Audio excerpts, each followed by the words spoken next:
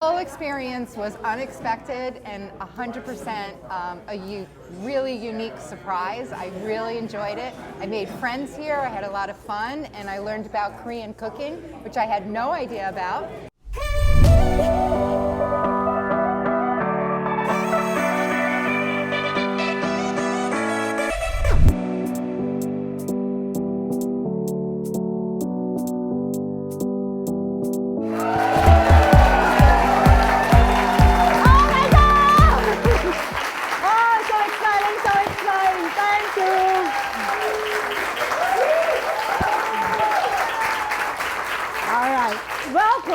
Welcome.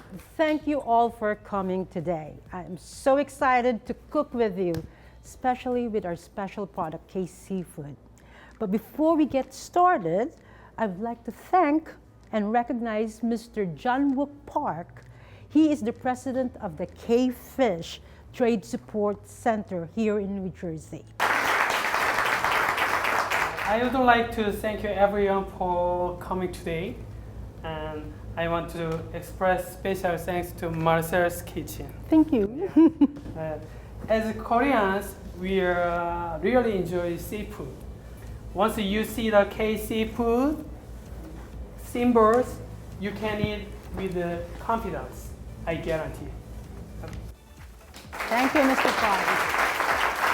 I also would like to thank Mr. Mike who's right there, who's been so consistent helping me with all the products. Mr.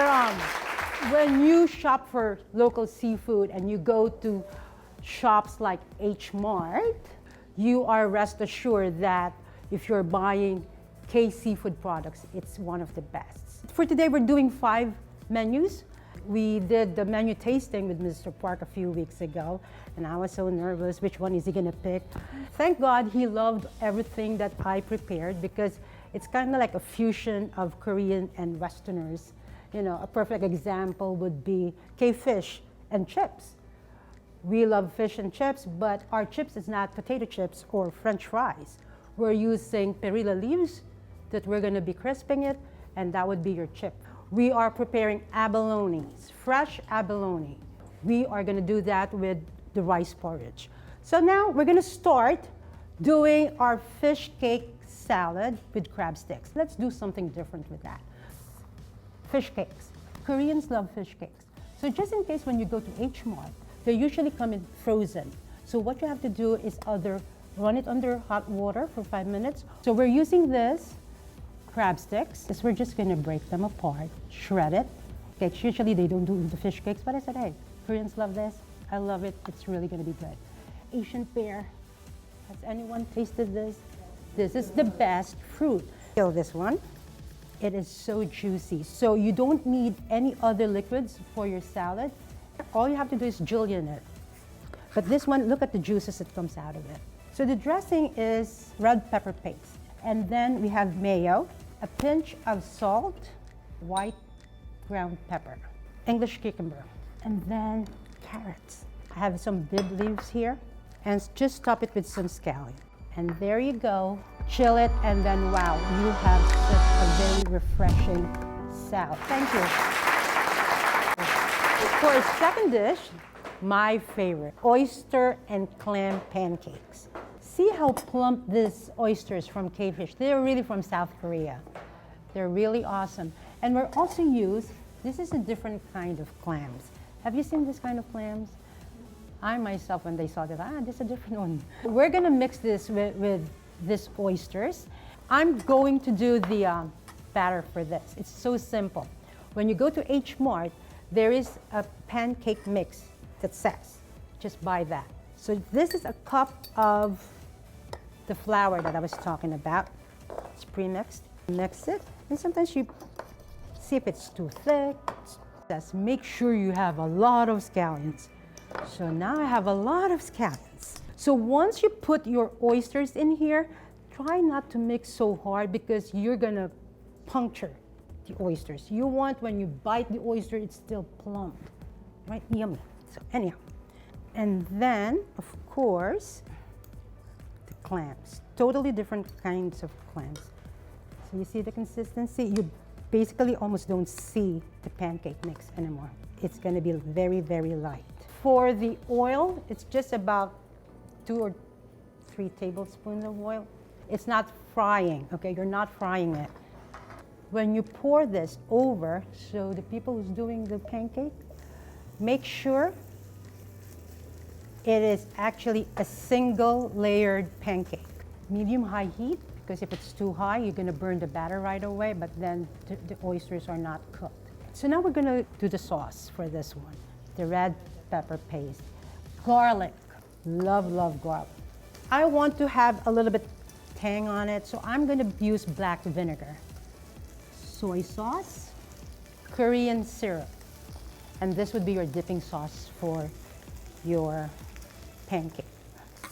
Do you smell that? I could smell it. I'm too short.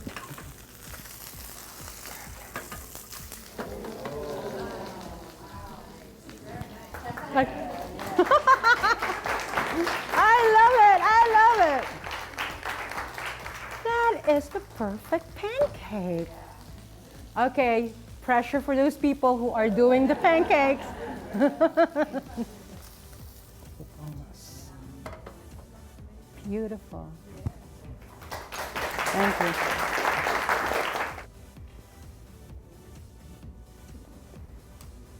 Are you all hungry now? Yes. Well, look at those people making this. This is what their test is. That's what it is. Here you go. Oyster and clam pancakes.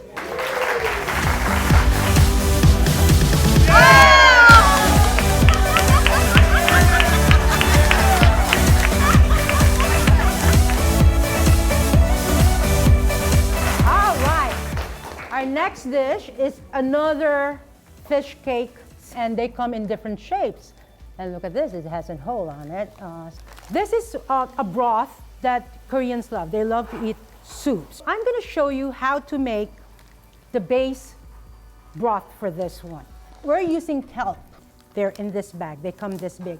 But when you go to H Mart, they have smaller bags and they're like chips already. In a pot of water, all you have to do is put it in. And we're using another kind of seaweed here. But this one, when it's soaked in water, it stretches out. It depends on how strong you want the broth to be.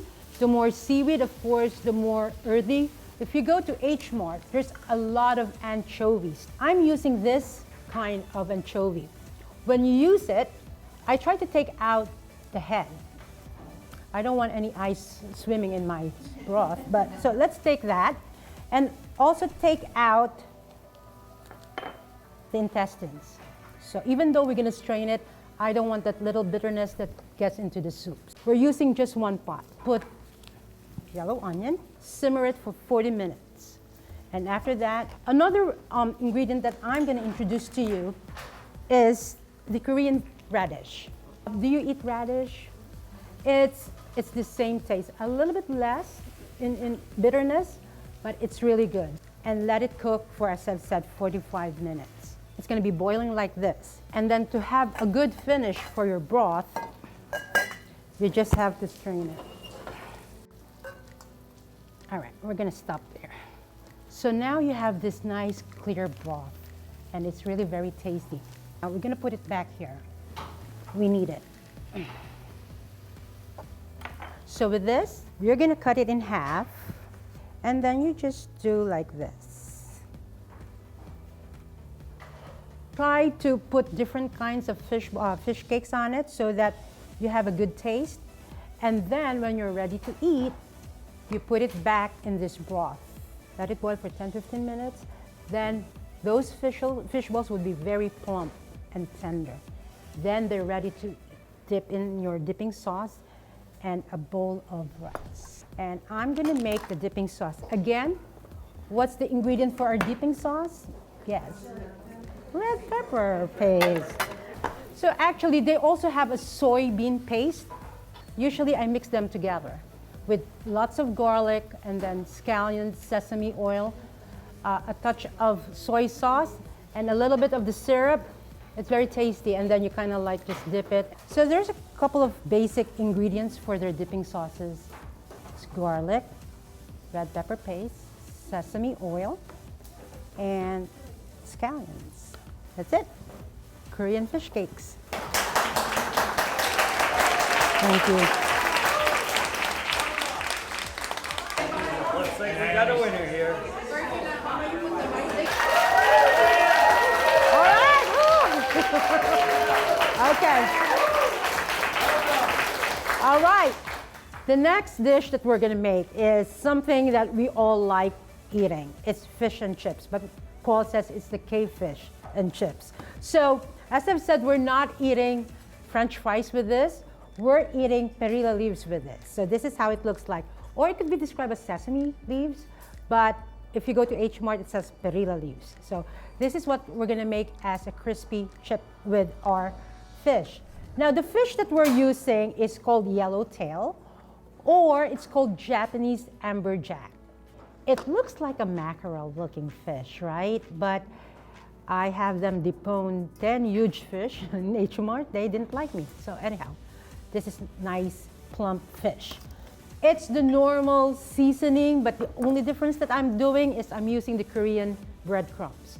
It doesn't look like panko. It's a little bit different, right? But it's also in the packaging in H Mart. We dredge it in flour. Next would be egg. And then we're gonna use the Korean pancake. Here we go. We're gonna do this. So you just do it. Make sure your oil is hot. Now we're gonna do the perilla leaves. It's what I did is a mixture of flour, cornstarch, 1 egg, and a cup of water. Then we're gonna use this. And I tried to dip it in flour. I don't know if you have flour in there. And then you're gonna dip it in the batter. And it's a bit messy. I wanna get the real shape of the, lay it down. See, it's a nice batter. It floats. My fish is cooking really nice. And for my team over there, see how this looks? It gets very crispy, so that would be your chip with your yellowtail. Now, we made an aioli sauce with that. Aioli is mayonnaise, lots of garlic, and what makes it red? Red pepper paste and the garlic. And I put again the Korean syrup with that. Nice and crispy. Guys, you could start doing that. Here you go. Fish and chips. All right, thank you.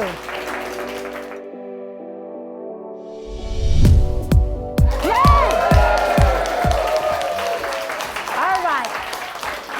Thank you, and this is our final finale. This is fresh abalone. This is how they come. And actually last night when we were cleaning them, when we were like scrubbing this, they were still doing like this. So that's how fresh they were. But I'm gonna show you how to clean this. What you do is, this part is blackish in color. I wanna clean that a little bit. You put a ton of salt in here. So you rub it like this. But I found another trick. I do like this. Then it gets a little bit wider.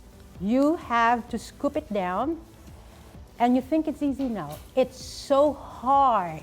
It's like a rock inside. It is like a rock. See? There you go, it's starting. Now, underneath is the intestines, and I'm gonna wash it. We scrape the sides. There is an eye that you have to take out. There's a red eye. I just made that up, red eye. It's really red, that's why. That's what I was just thinking. Ah, spontaneous, red eye. Okay, like a flight, right there, see? There you go. It's red eye. See? All right, okay. So now once it's clean, it's like this. So we're gonna cut it in thin strips, I should say. But there's magic to this. It's hard like this, but when you start cooking, it gets tender.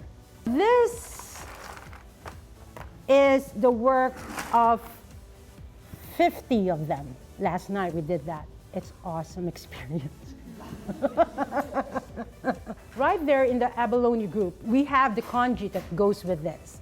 It starts with the broth. Now, the broth that I made was from chicken bones, of course, slices of ginger, onions and garlic, lots of the scallions. And then I boiled it for about 5 hours. But we don't have time for 5 hours every time we make abalone soup. So store-bought would be good. So what I did is I strained all those and I came up with just the broth.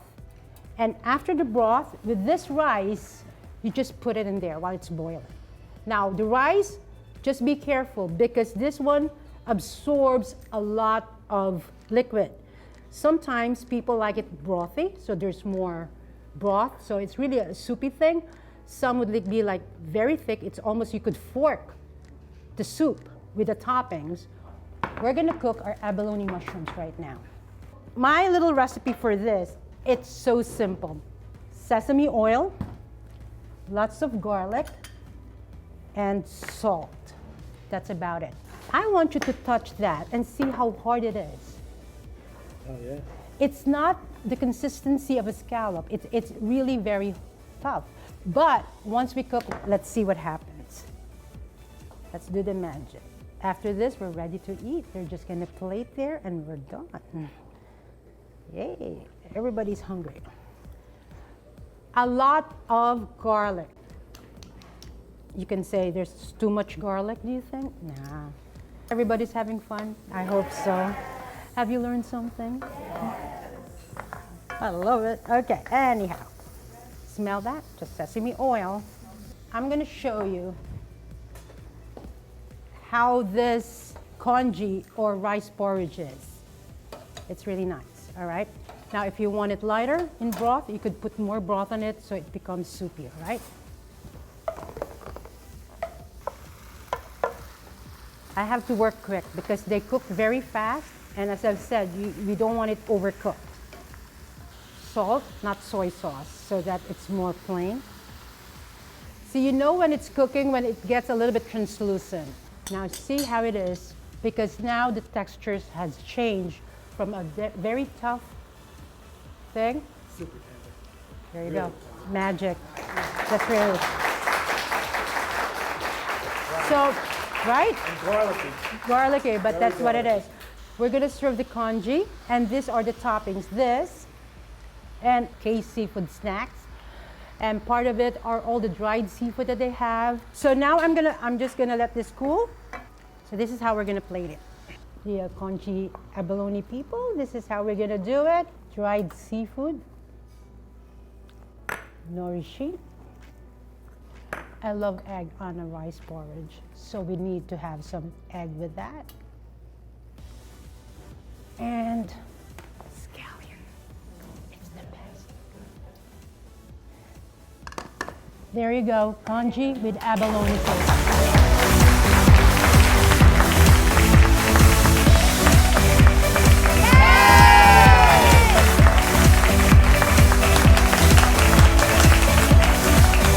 Hope you all like what we made today. It's fantastic. I love working with all of you. You did a phenomenal job.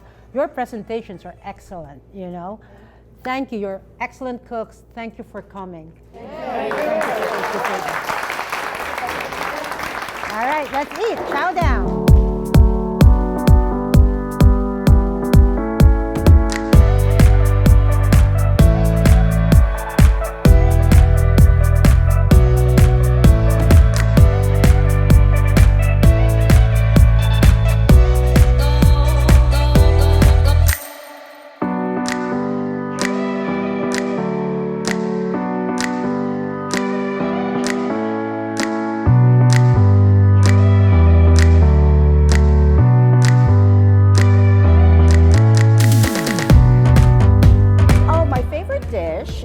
This Korean pancake with oysters and clams, scallions, and a little bit of carrots, and it's so good.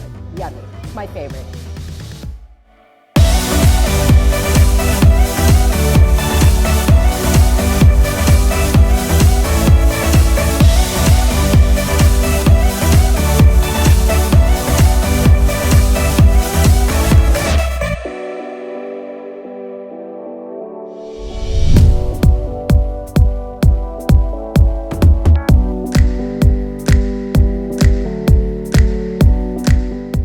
Maricel explained it, made it easy for everybody to fully understand. And we were all discussing how when we get home, we're actually capable of making this without having to try and remember every little thing. Her presentation was phenomenal, the food is great, and the quality of everything is really good. I appreciate being here today. Everything here is really good, and I'm a picky person when it comes to food, but we've been discussing, we're gonna make it as a family now. It's been a great learning experience for me. Torn between the pancake, which had oysters and clams, and I really like this salad, which is Asian pear with crab sticks in it. It's all delicious, unique flavors. The whole experience was unexpected and 100% a really unique surprise. I really enjoyed it. I made friends here, I had a lot of fun, and I learned about Korean cooking, which I had no idea about. And I got to eat delicious seafood, and I'm looking forward to going and buying some.